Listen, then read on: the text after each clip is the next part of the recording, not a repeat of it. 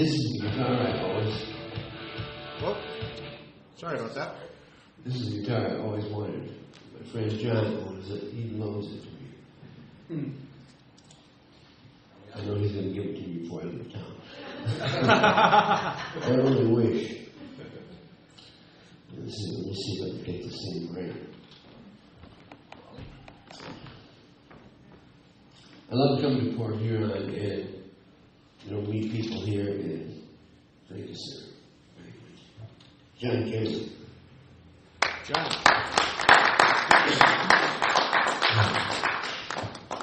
Rookie guitar tech. Come to Port Huron and meet folks. And a couple times we've been here, it's been really nice. I never know exactly what I'm going to do. I just these chords. I think this is going to make me trip and fall. I wouldn't want that to happen.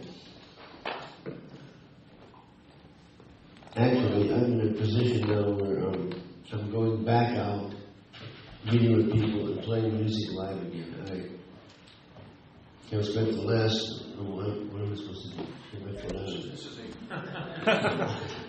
All right. Wrap him up, John. This is pretty good. I got this foot, my little foot up here. I meant to do this.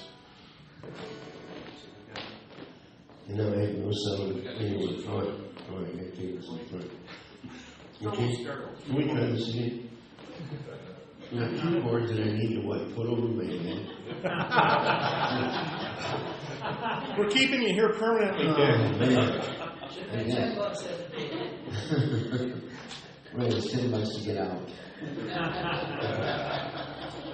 Thank you, sir, very much. Yeah.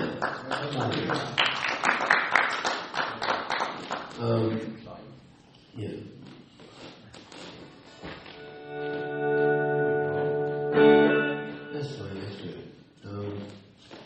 This has been 5 years since I actually played live.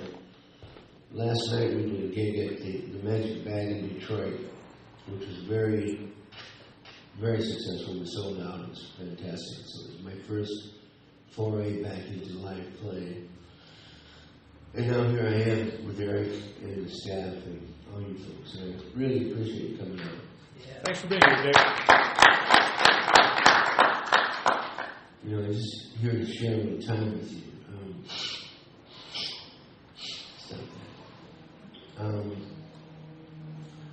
I've been playing music for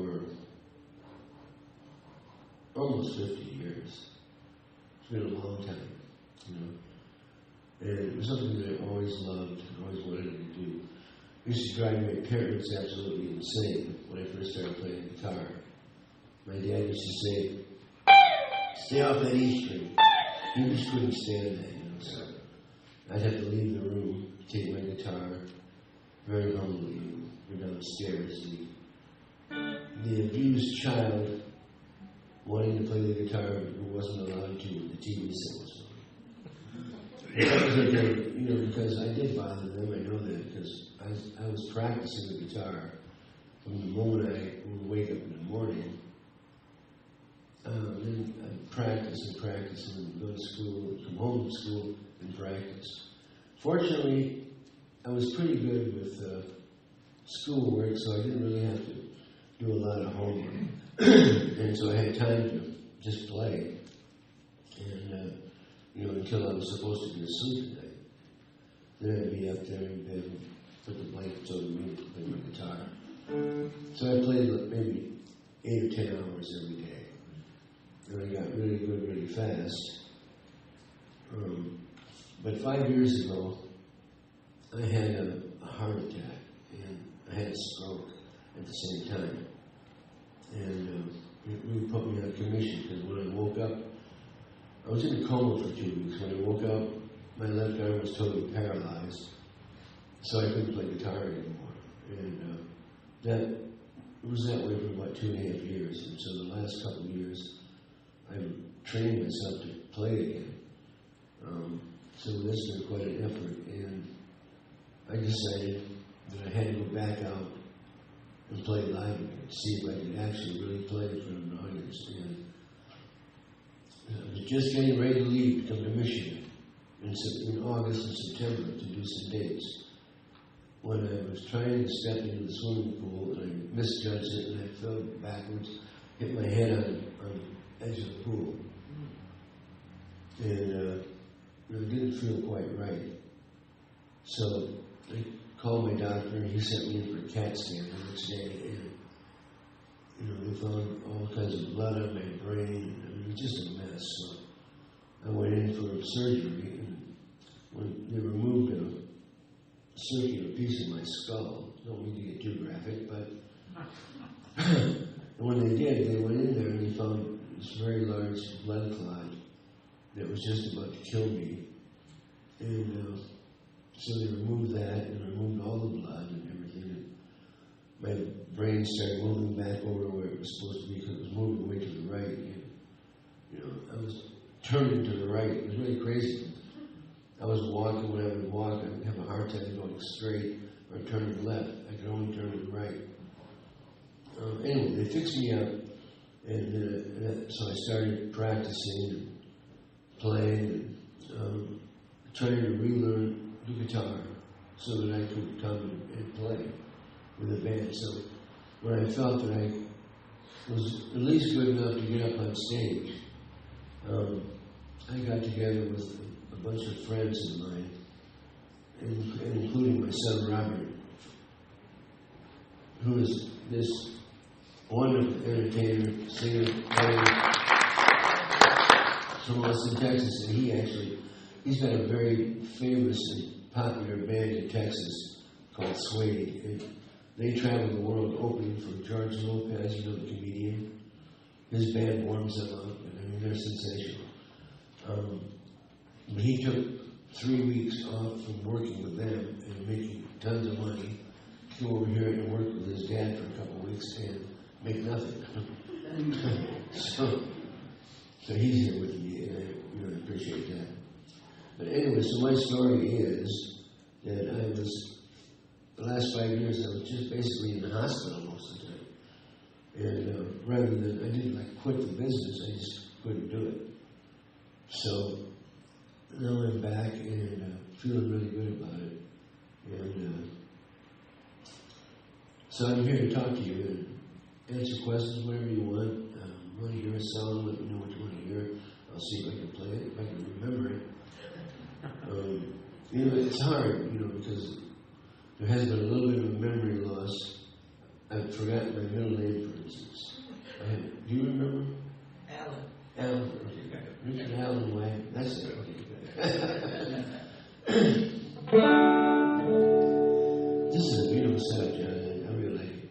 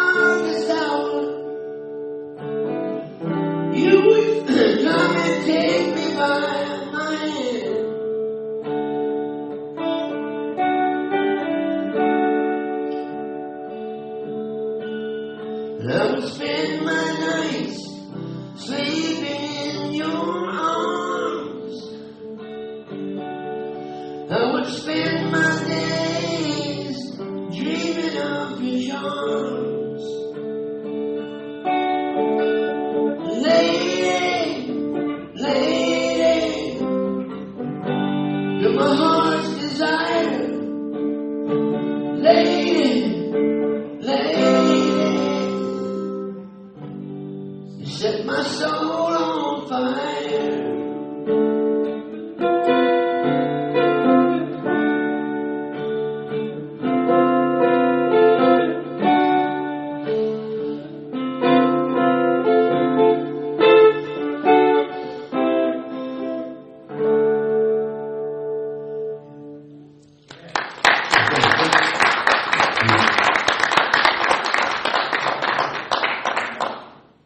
That is a song that I wrote in 1972 on an album called Ursa Major. Ursa Major started, you remember the Frost, anybody? Anybody heard of the Frost? All right, when I was with the Frost, and when it finally ended, I went to New York. I moved to New York and formed a band with Billy Joel and a drummer named Rick Mangoni, who was like, this is an incredible drummer.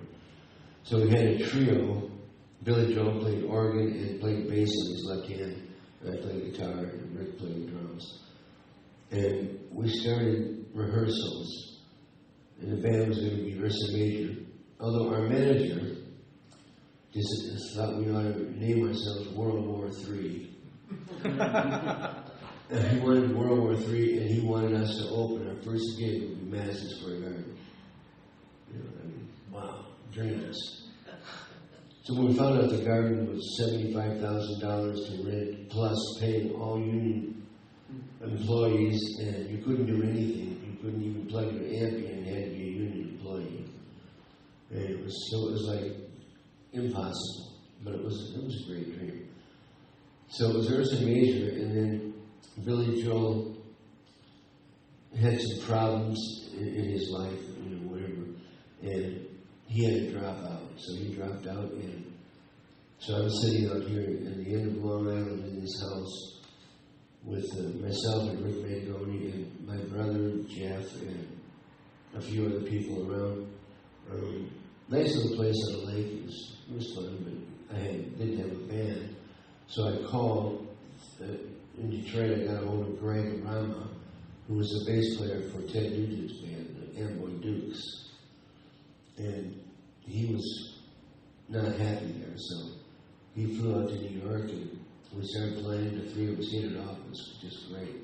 So we formed this band, Ursa Major, and we recorded an album, the first album for RCA Records, and we went out to, in fact, us, Ursa Major, the trio, played out at the